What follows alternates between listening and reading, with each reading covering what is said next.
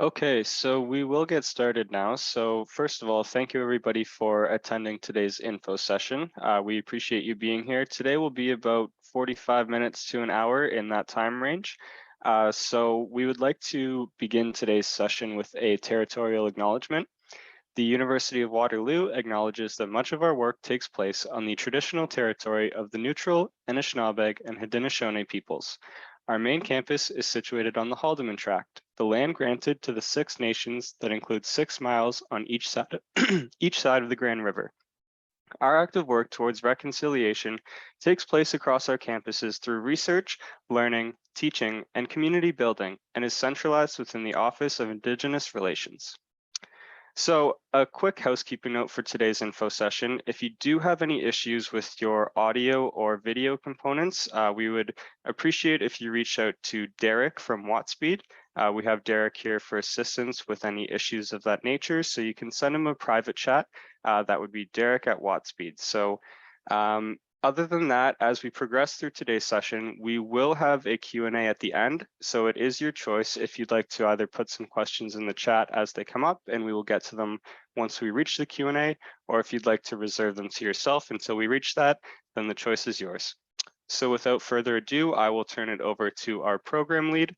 Anindya, please take it away.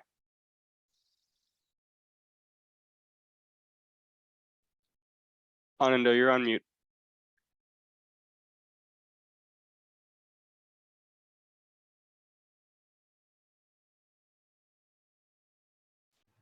There. Sorry about that. Can you hear me now? Yes, we can. Just have to get the slides back up. And here we go. Perfect. Can you see it? Yes. Okay. Okay, great. Thank you for that. Welcome everybody. My name's Anindya Sen. I'm a professor of economics here at the University of Waterloo, and my research has been based on the use of advanced statistical methods and addressing public policy issues. I've been a professor for about 23 years now at the University of Waterloo, and I'm also director of the Graduate Diploma in Computational Data Analytics for Social Sciences and Humanities, a diploma which is started here at the university. I'm also the associate director of the Waterloo Cybersecurity and Privacy Institute. So today what I'd like to talk about is data-driven decision-making and the role of and what you could really do with publicly available data with some basic statistical skills. So to give you some context, data-driven decision-making is being highly adopted. You won't be surprised by that. You see it in the media almost every day. And while it's true, as you can see from the slide, while it's true that in the private sector, many decision makers do state that they expect to increase their investment in data and smart analytics in the future, I think what's important to note is also it's just not the private sector, it's the public sector. There are governments around the world, especially the UK government is quite innovative in this respect, and they've taken great pains to fund data and AI skills acquisition, and not only in traditional STEM disciplines, but also in non-STEM disciplines. And that kind of reflects conventional thinking that with data and digital methods being such an integral part of our decision-making in whatever capacity might be, individual or at our job, some type of knowledge of data analytics is becoming more and more essential. And when you think of the monetization and quantification of data, it's just become very important in every sector. Here's just an example across different sectors. And when you talk to respondents and you hear how data is being monetized, how data assets are being monetized, and how quantifying the value of data in accounting systems is assuming priority. It's just something which is increasing by leaps and bounds each year, each quarter. So trying to kind of summarize it, this is based on my research. This is based on my conversations with industry leaders, with leaders in the public service, there is a demand for professionals who can do coding and data analysis based on conventional statistical methods. But, and when we hear about data, we automatically think about machine learning and artificial intelligence. So that's data science. That's really the more advanced branch of data analytics. But there's also significant demand for premium for individuals who have the ability to conduct basic data visualization and extract behavioral insights from complex data analytics. Even I'm just checking with you that I'm still clear and everything is working well on your end. Yeah, absolutely. Okay, that's Sounding good good. to know. Thank you. Good. Now, when you think about data science, you see that if you see this simple chart out here, this picture, you see that data science is a heart of kind of advanced data analytics. But what you see in the bubbles adjoining the big circle are the fact that there are components to data science, right? And some important components are storytelling, visualization, and these are and basic statistics. And these are skills which are not only the platform of data science, but when you talk about trying to cross the bridge of data poverty and increase data literacy, these are essential steps, and trying to understand what you can do with data, right? And you need to kind of have these skills before you want to become a data scientist. So given all this, what I've tried to encapsulate very quickly, being cognizant of time, is that the key points I'm bringing up is that we live in a world of data and digital platforms. From both a personal and professional perspective, it's undoubtedly true that individuals would really benefit by being more exposed to basic data analytics and the ability to interpret statistics, but perhaps more importantly, to be able to unpack insights from these statistical methods, which they can share with colleagues, team members, or even within households. And that that's basically the engine of not only personal growth, but professional growth as well. And when you think about it, if you want to get started on this journey, a wonderful way to start is looking at publicly available data, just because there's so much of it out there, and they can be used to extract compelling stories, but perhaps more important, to just understand human behavior. In this context, there's a wealth of publicly available data in Canada that can be used to extract behavioral insights, can be used to make predictions of economic variables, and understand environmental livability and sustainability issues at a community level. So you can use those skills to identify key societal problems, which then allow you to identify solutions. But based on my research, I find that much of these data remain untapped. And you have great data sets which are lying in open data portals and ministries or municipalities. And the evidence we have is that there isn't a lot of public use of these data sets. And my inference is because basic data training is still not widespread enough, at which it should be. So that leads into the program which I created along with WattSpeed. It's known as Data Analytics for Behavioral Insights. And kind of building on this talk, the point of this program, I emphasize, is not to create data scientists. This certificate is based on my years of experience as a professor, teaching courses in statistics, and specifically to non-specialists, to non-STEM students who are a bit intimidated by the concept of more math or statistics, but really want to learn.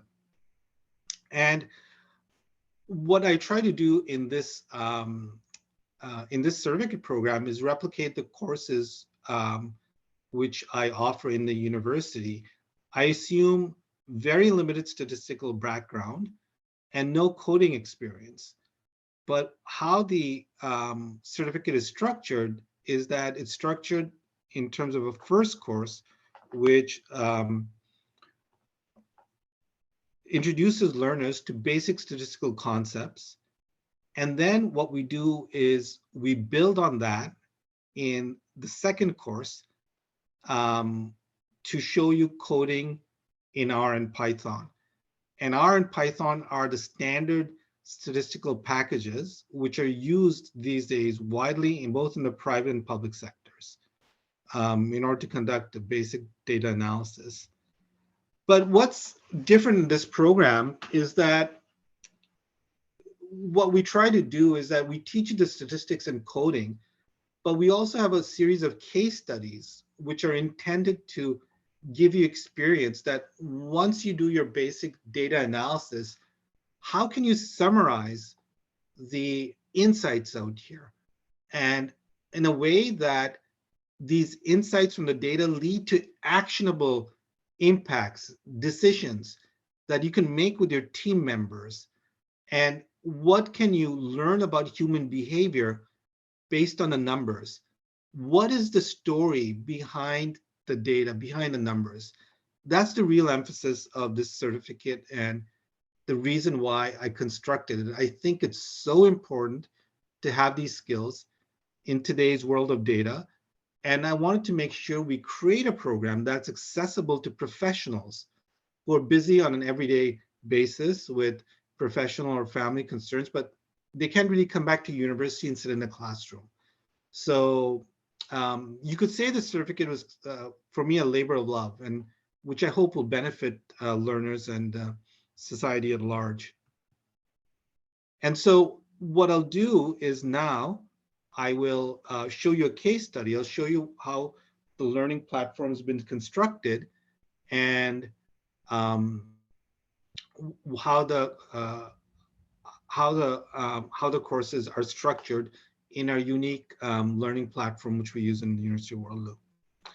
But before I do that, I can take a break for 2 minutes. And if there are some quick questions about anything I said, or if people would like to raise questions, I'm very happy to do that before going to the learning platform. Are there any questions just now before I show you the learning platform?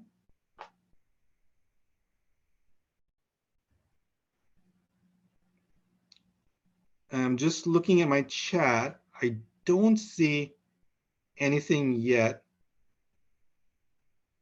Ethan or Derek, can you see any hands or any questions yet? I haven't received any questions in the chat yet, Anindya. I don't believe we have any as of yet, and we can try again once the Q&A comes to see if after the next section, if there's any more questions that might pop up. Great. Okay, so now what I'll do is I'll go on to showing you the learning platform.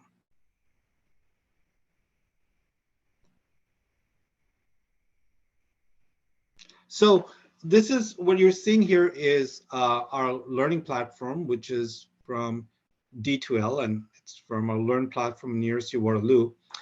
And the way the courses work is that you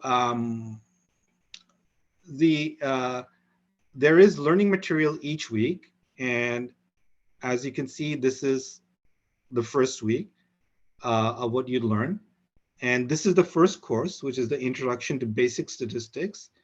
And on the left-hand side here, what you see are there are 8 modules, and what the intent is that it's an 8-week course, and you're supposed to cover each one module a week.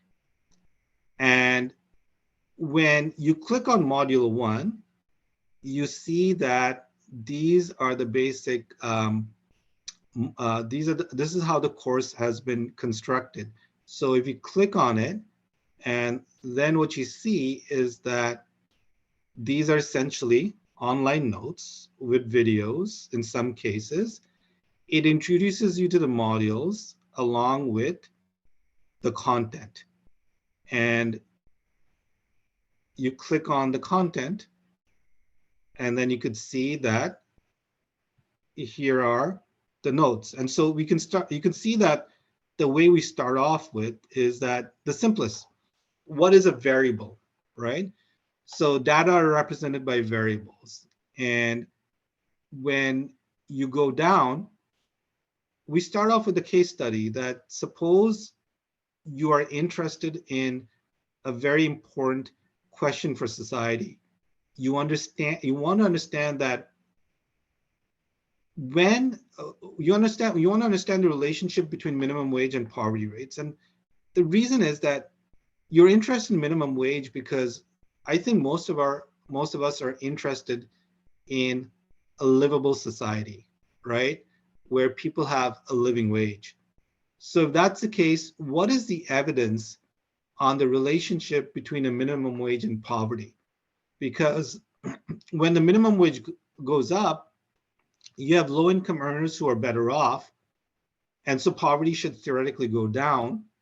On the other hand, if the minimum wage is going up, you're raising labor expenses for firms, and they may respond by reducing work hours for some employees. So paradoxically, poverty might actually go up. So when we present data and statistical concepts, we couch it in an examination of social science theories, right? That this is a real world problem. This is why we're interested. And theoretically speaking, if we focus on two variables, this is the relationship we expect to see. Do we actually see this in the data? And what methods can we use to unravel these patterns? So that's how the course is constructed. And that's how the first module starts. And then when you, within this first week,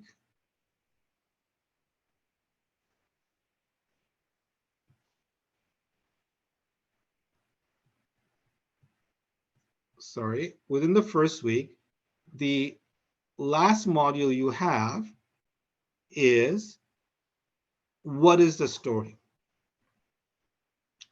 So in this case, building on the minimum wage example, by the time you reach this part, you have an idea of what data means, what are variables. And in this example, you see that for each year for Ontario and Alberta from 1990 to 2011, this is all publicly available data.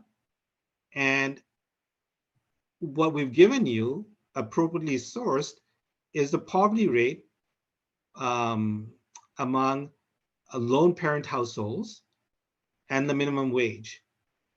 And we teach you to use basic statistics, such as the mean, median, standard deviation, and correlations to understand the patterns between these two variables. And when you, for example, look at the correlation is a statistic which lies between basically -1 and 1. And the closer you get to 1 or -1, the stronger the relationship is. And you see out here is that we've computed separate correlation statistics for poverty and the minimum wage for Alberta and Ontario. And you can see that the number of points, -0.61, is larger than -0.32. That's for Ontario. And this is for Alberta. And what the story then is that when you use correlations as a method of analysis, and you're trying to understand the relationship between poverty among lone parent households and minimum wages, you see, interestingly, that as minimum wage has increased in both provinces, poverty has gone down, but the effect is much more stronger in Alberta than in Ontario. So this is the example of the storytelling we're trying to encourage, that we do teach you these methods, but what we're really driving is now you've done the calculations, you've used the methods. What's the story out there? So this is your first week. And basically with each week, it depends on what your levels of training are. It could be between, when you look at the course notes, you do the quizzes, preparation for a project, it could be anything between 4 to 8 hours a week, 7 hours. It really depends on your comfort with the material.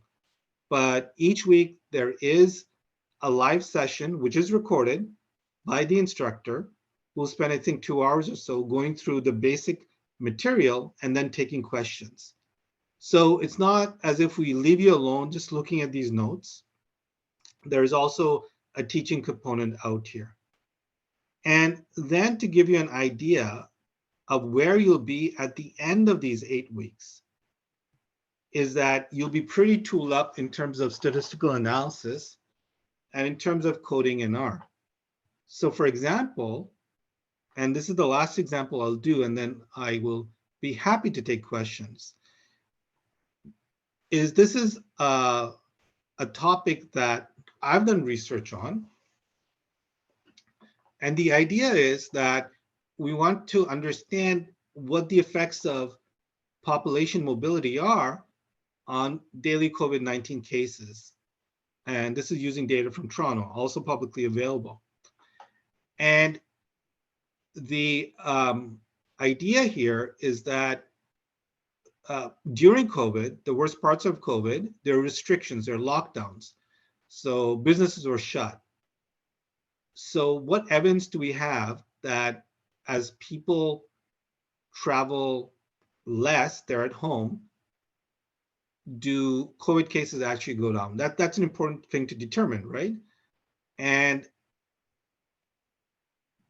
what we do in the case study, so the motivation is here. And what we do in the case study is that we use Google data. So Google has made available, publicly available data, not of individuals, but basically aggregated data for certain geographies, Toronto's being one of them.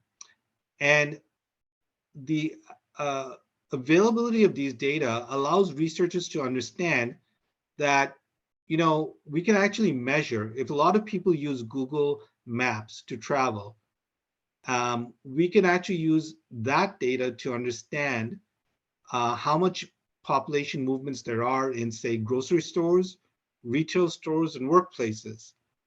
And does that matter? So in order to do that, what we want to do is we want to use something called regression analysis.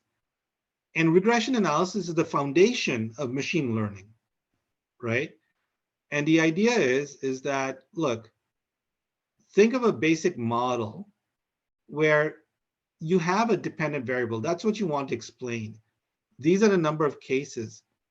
But these number of cases today are a function of mobility. Retail means how much mobility there is at retail stores, at workplaces, work, and grocery stores. So at the end of the day, do population movements in these specific destinations affect your daily COVID cases? Well, the first thing you should do is you want to do a bit of coding, and it's very basic. It's from R, from the software language R.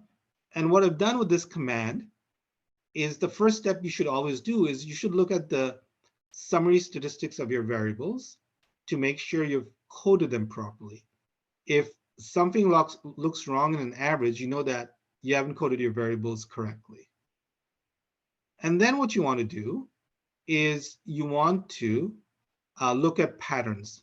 So the basic command in R, a one-line command in R, I can look at the correlations between variables This is what we call a correlation matrix. And R produces a beautiful visualization because it's also color coded automatically. The blue means there's a high correlation. So for example, when you look at a blue out here, you see that this is your retail variable, this is your grocery variable, and that's 0.8. That means as people go more to retail stores, they also go to grocery stores and vice versa. This is kind of expected, right? So you're just kind of exploring some patterns out there and some possible relationships. And then what you want to do is you just want to look at trends in a variable. And again, with a very simple command in R, you want to tell R that, look, I want to look at trends in COVID cases in 2020 over time daily and for the city of Toronto. And I enter simple command and you see this beautiful visual which R produces that you can download onto your as a PDF, for example, or as an image. But you look at the trends and it gives you what we know, that the first wave trends peaked sometime in April, and then there's a decline in cases. And come September, October, there's a very sharp surge at the end of the year in daily cases. So that tells me that the data has been read in properly because this is what I expect to see. And then we do some more, we can do some more plots. And here the plots show you, for example, this is the Google data. And unsurprisingly, I won't go to the units of measurement just now. It shows you that March to April, there's a big drop in population mobility as everything was shut down. And then gradually, mobility or population movements to retail stores increased again. Okay, so I'm just going to skip this. So then what we do is what's called a regression model. And what we want to look at are the signs of these, what we call our coefficients. And just to summarize, we can see that there's no negative sign out here in front of this variable called work or groceries. And what these results indicate is that on average, as more people went back to work and more people went to groceries, stores basically opened up. We did away with social distancing. Unsurprisingly, the number of daily cases went up. So yes, this is intuitive. Yes, these results correspond with what we should expect, but it's also important to establish, given that we want to know, did COVID cases really drop with the lockdowns and the closures which society went through? And that's kind of something important to establish. So by the end of the 8 weeks, you'll be able to do these wonderful things in terms of doing basic coding, basic analysis, and visualization. But more importantly, what you'll be able to do is summarize the results in a non-technical manner here to your colleagues. Okay, so I think I'm on time now, 12:30. I think this gives our learners an idea of what we're trying to accomplish here and how the course is structured. In terms of deliverables, you're expected, there is a grade for this course in order to pass. We are cognizant that many people are busy when they take it, but there has to be some type of assessment to make sure we know you're learning these skills. And there's also a group project, which is the main deliverable of working on a topic of your choice. We give you a choice of topics. So that's basically it. And I'll stop now. And I'll be very pleased to take questions. Yeah, thanks, Anindya. So as Anindya has mentioned, we will start the Q&A section now. We do have one in the public chat, and I've received a few privately as well that I can disclose with you, Anindya, but we'll start with the first one. And they're wanting to know if the case studies that you've been displaying are using real data based on your own research, or would it be public? Oh, this is so the studies are reflect my own published research, but they're all based on publicly available data, real publicly available data.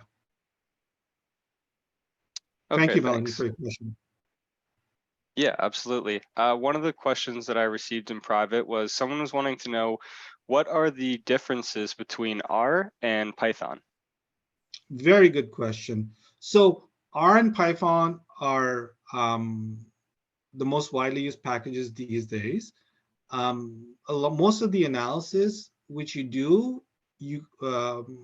statistical analysis, you can do in either language, but the reason why we teach both is that R is very good for basic statistical analysis. And if the data has been already read in a very clean format, like in a CSV file. On the other hand, Python is really good if your data set is messy. Imagine if it's kind of just text and not automatically in columns. And part of your job as a data analyst is to take this messy data set, clean it up, put it in columns so it can be used for statistical analysis. So for that, I find Python to be better. And that's why in the second course, there's more emphasis on Python. But in this first course, because R is so user-friendly, we start with R. Now, to expand on that, Anindya, just one of my own little anecdotes here. If one of the students were to be brand new to coding and they were wanting some one-on-one help to kind of direct themselves through it, would that be something that's available in this course for them? I think so. I'll be able to confirm that soon. We are discussing to have a TA available for some hours, so they would have some one-on-ones available. Because the main point out here is that we want to introduce people to coding in a friendly format who have don't have much of a background. So we're definitely working on that. I see Blaine's asked a question. If we have some stats on our experience, can we skip the first course? Blaine, I understand where you're coming from, but at this point, you can't, just because the way the courses are sequenced, one on top of the other. We just want to make sure that everyone has the same skills at the end of the first course, so they can go into the second course. And although you may have some stats in our experience, remember what I said, that this is all about extracting behavioral insights and telling stories. So for that reason, at this point for the certificates, it's mandatory for everyone to take the first course. Lawrence asked a question. In terms of choices, you're welcome, Blaine. In terms of choices do I select a project from a given list? We do have a list, but if, for example, you come up with something you're passionate about with publicly available data, we can probably accommodate that. Because we want this to be something you have a passion for, and hopefully that when you do a project, you can put it on your CV and and show this is what you're capable of. Thanks, Anindya. I received another question privately that I'd be comfortable with answering. So the question is the course offered online, and will there be a certificate of completion offered? So to touch on the first part, the course is entirely online. It's a mix of asynchronous work, as well as there will be live sessions that happen each Friday, at least for the first course. This is the schedule. They will be every Friday from 9 until 10 a.m. on Eastern Standard Time. And as Anindya had mentioned, it's about 40-ish hours of total work over the 8 weeks. It could be a little more or a little less, but it will be entirely online. And at the end of the course, you would receive a certificate of achievement that would be on WattSpeed letterhead. We have a sample of that on our WattSpeed website if you do want to take a look. So that would be where you'd go if you'd like to see what that would look like. So we just received another question. Will a recording of this Zoom info session be available later as well? Yes, so we are recording this info session. We anticipate to send it out via email at the latest by tomorrow, regardless of whether you attended or had signed up and were not able to make it. So anybody that is interested in watching a recording that will be available. And the same goes for the live sessions that I had mentioned as well. So the live sessions that take place every Friday at 9 in the morning, if you are unable to make it, although it is recommended that you attend, they will be recorded so that you can watch them at a time that works for you. Okay.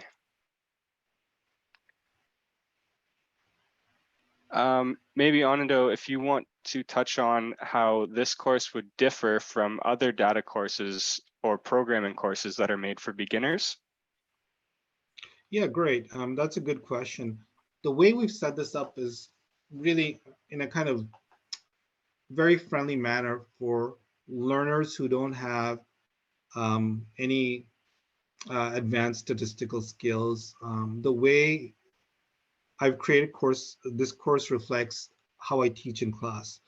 I assume you know how to count, and that's it, right? And I just assume that you have a passion to learn something new, and so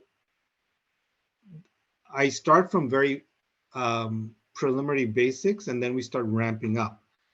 But the way that's one feature. The other feature is that this course and the other courses in this certificate are all based on case studies and examples relevant to public policy and issues of societal relevance.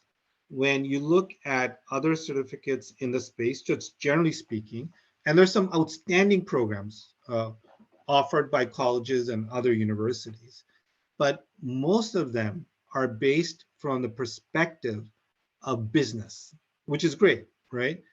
But what I saw in the market was as a deficiency is a certificate which gives learners statistical skills, the ability to analyze data, visualize it, run statistical analysis, and summarize it from a societal perspective, right? What is the point? What are these impacts? And I think that's the main differentiator of this certificate, of all these courses, relative to other certificates in data analytics run by other institutions.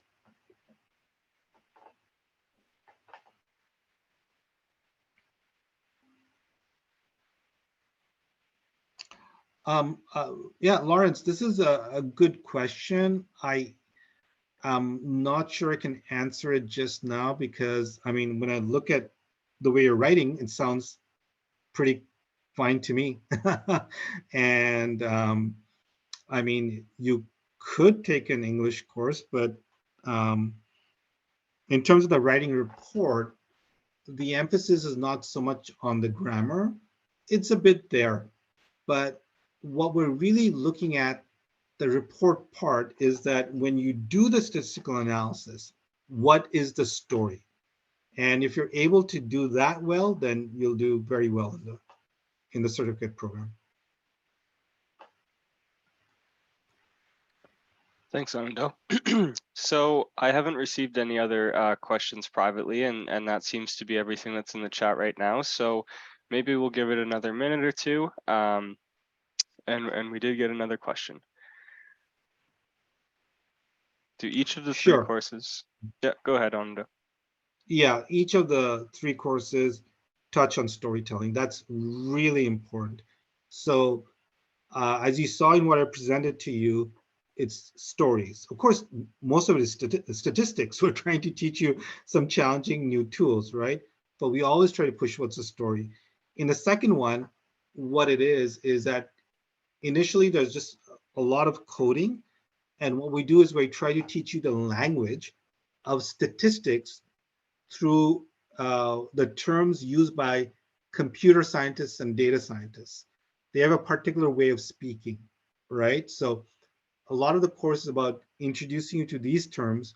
What do they mean? What's a data array, for example, right?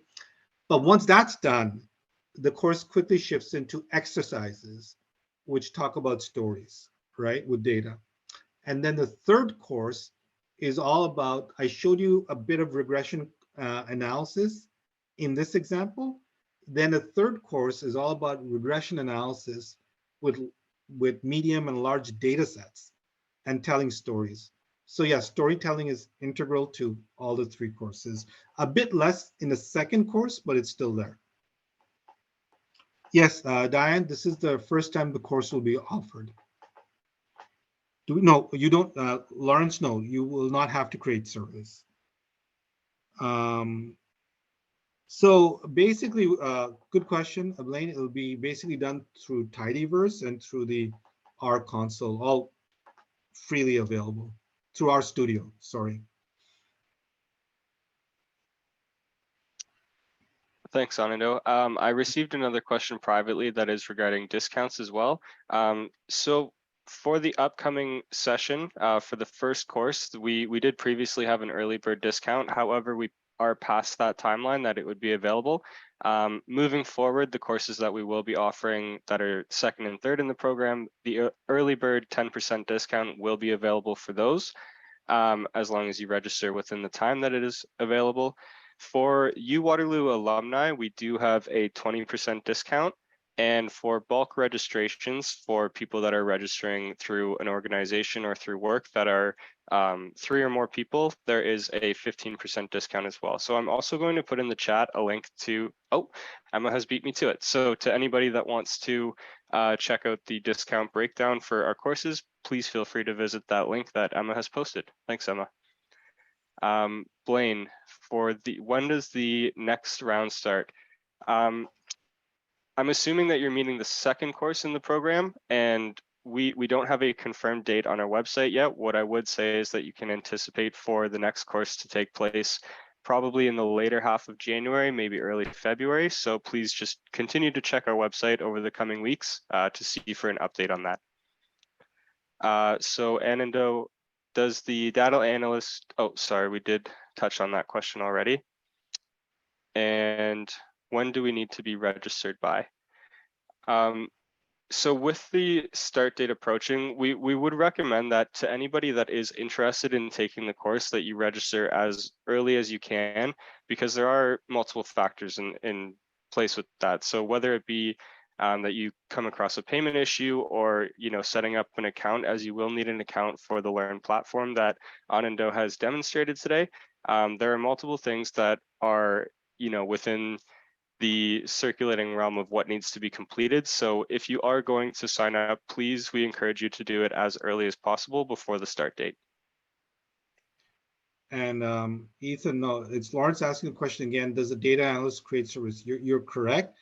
In some cases, data analysts do create surveys, but what our certificate program is, and in the first course, we do talk about, when you do a survey or when you evaluate a survey, at the end of the day, do you think it's statistically representative? So there's a bit of that in the course, but we don't really spend a lot of time, talking about how to create surveys. It's more that it assumes that the surveys are done, the data is collected, you could then use it to analyze issues, and then what are the methods you'd use for the analysis. So that's kind of the main objective of the certificate program.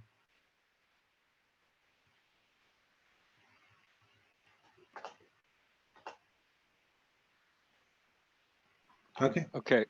I did receive just one more privately, Anindya, so I'll direct it towards you. Are there any prerequisites to be able to take this course, and what amount of minimum knowledge would you recommend that somebody has before taking the certificate? If you could just do some reading, even from YouTube, just to make sure you're somewhat comfortable with the concept of a mean and median, and maybe standard deviation, that would not be a bad start.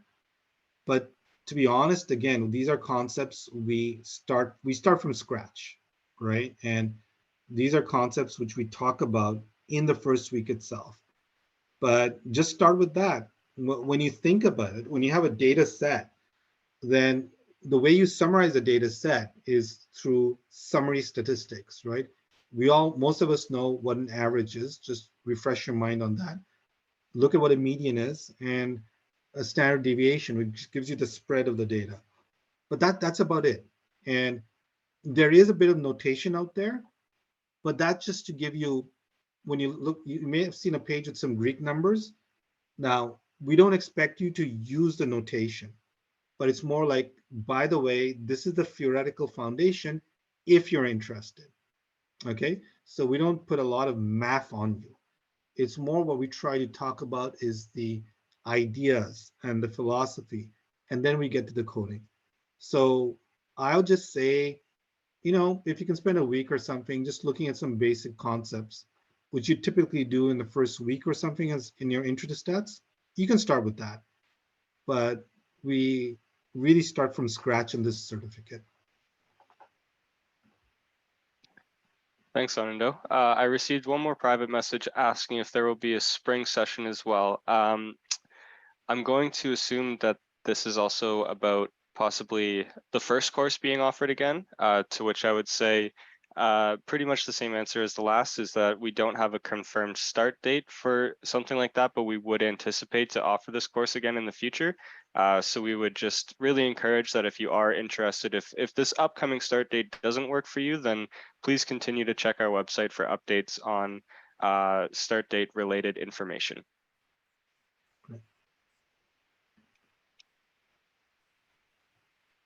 So we'll give it maybe 2 more minutes and cut it off at 12:50. At this time, I don't see any more questions, but if anyone wants to get one more question in before we wrap up, feel free.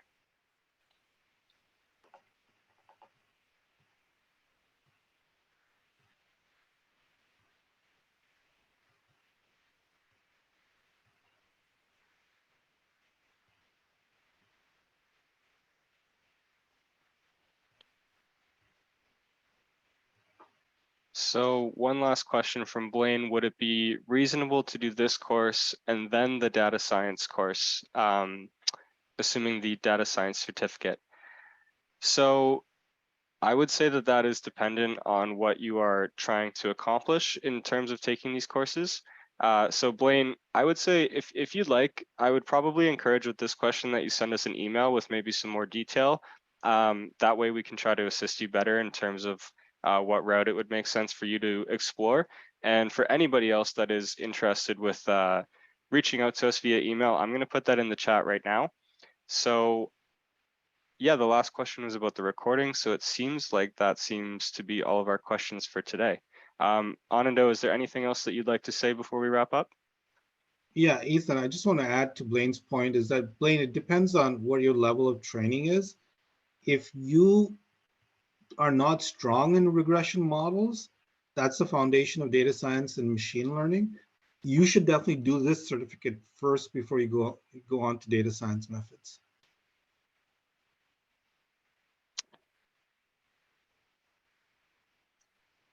So How Anindya, much of it? It's a huge jump. Like, if you don't have a lot of stats, going to data science is a huge jump. You need to kind of go through this. My advice is that you need to go through this certificate or any other certificate or course and make sure you're comfortable with machine regression models that are the foundation of machine learning, which then can take you into data science.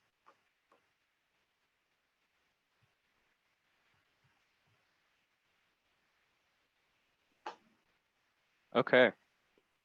I think that is all the time we have for the questions. So once again, everybody, thank you very much for attending today's info session. This Q&A was very engaging, and we really appreciate all the questions that have come in. Thanks again to Anindya for today's presentation.